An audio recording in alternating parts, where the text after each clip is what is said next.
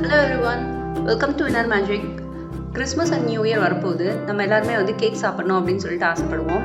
ரொம்ப அதிக விலை கொடுத்து கடையில் நம்ம கேக் வாங்குறதுக்கு பதிலாக நல்லா ஹெல்த்தியாக நம்ம வீட்டிலே நிறைய நட்ஸ் எல்லாம் போட்டு இந்த கேக் வந்து ஈஸியாக செய்ய முடியும். எப்படி செய்கிறது அப்படின்னு வந்து பாருங்கள். ஆரஞ்சு ஜூஸ் வந்து 1 கப் எடுத்துக்கணும். அப்புறம் நட்ஸு, கிஸ்மிஸ், ஃப்ரூட்டி, அப்புறம் செரி, இதெல்லாம் வந்து உங்கள் வீட்டில் எதெல்லாம் இருக்கோ அதெல்லாம் நம்ம வந்து ஆட் பண்ணிக்கலாம். எல்லா நட்ஸுமே வந்து சாப் பண்ணி சேர்த்தோன்னா கேக்கில் அங்கங்கே அது வந்து தட்டுப்படும் போது நல்லாயிருக்கும்.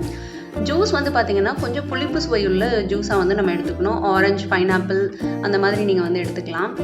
கேஷ்யூ நட்டு, பாதாம், கிஸ்மிஸ் வந்து 2 கலர் எடுத்துக்கோங்க. இது வந்து 1/2 கப் அளவுக்கு சேர்த்துக்கணும், பிளாக் அண்ட் எல்லோ.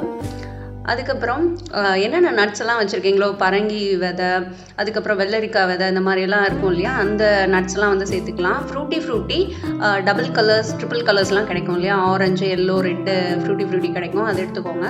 பிஸ்தா போட்டிருக்கேன், அது வந்து நல்லா ஃபைனாக சாப் பண்ணி போட்டிருக்கேன். செரி வந்து ஒரு பாதி அளவுக்கு நம்ம சாப் பண்ணி போட்டுக்கணும். இது எல்லாமே வந்து இந்த ஃப்ரூட் ஜூஸில் மிக்ஸ் பண்ணி விட்டுட்டு நம்ம அதை சோக் பண்ணோம். 2 hours வந்து மினிமம் சோக் பண்ணுங்கள். முடிஞ்சதுன்னா ரொம்ப நேரத்துக்கு சோக் பண்ணோம்னா இது ரொம்ப நல்லாயிருக்கும். இன்னும் சுகர் வந்து 2/3 கப்ஸ் வந்து எடுத்துக்கணும். அதை வந்து கேரமலைஸ் பண்ணணும். வாட்டர் வந்து எதுவுமே சேர்க்க தேவையில்லை. ஜஸ்ட் ஹை ஃப்ளேமில் அதை வச்சுட்டு சும்மா கிளறி மட்டும் விட்டிங்கன்னா உங்களுக்கு அது நல்ல கேரமலைஸ் ஆகும்.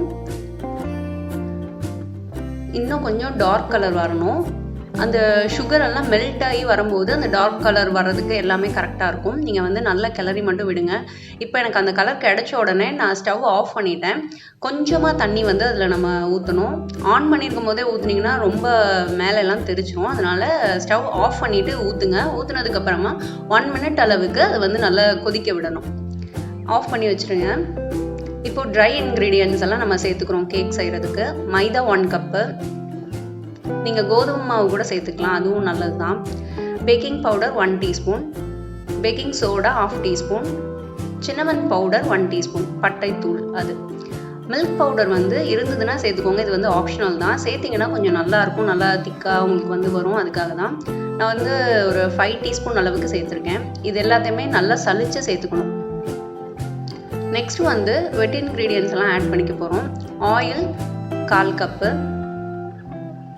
பாலும் 1/4 கப்பு தான்.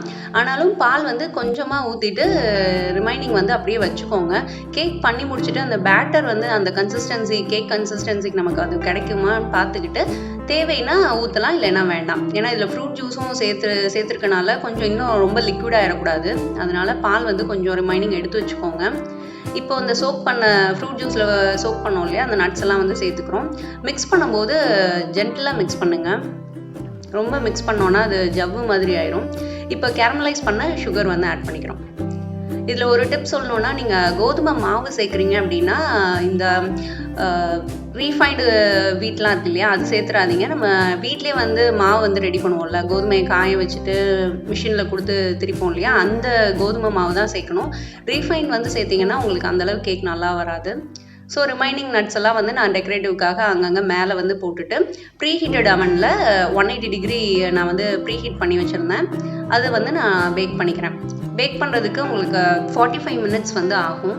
உங்கள் பேன் சைஸை பொறுத்து உங்களுக்கு அந்த பேக்கிங் டைம் வந்து வேரி ஆகும். நீங்கள் வந்து ஒரு தடவை செக் பண்ணிக்கோங்க. நைஃப் வந்து உள்ளே விட்டு பார்த்தீங்கன்னா உங்களுக்கு அதில் ஸ்டிக் ஆகாமல் வந்துச்சுன்னா கேக் வந்து பேக் ஆகிடுச்சுன்னு அர்த்தம்.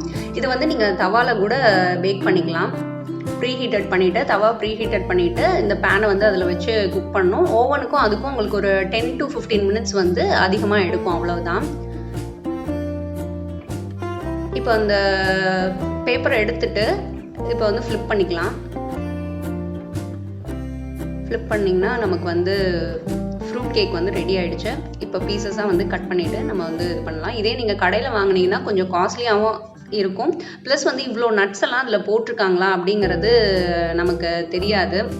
ஸோ நம்ம வீட்டிலே ஹெல்த்தியாக நம்ம இதை வந்து இந்த ஃபெஸ்டிவல் டைமில் எல்லாருக்கும் செஞ்சு கொடுக்கலாம். இந்த வீடியோ உங்களுக்கு பிடிச்சிருந்ததுன்னா உங்கள் ஃப்ரெண்ட்ஸோட ஷேர் பண்ணுங்கள். எப்படி இருந்ததுன்னு எனக்கு கமெண்ட் பாக்ஸில் வந்து போடுங்க.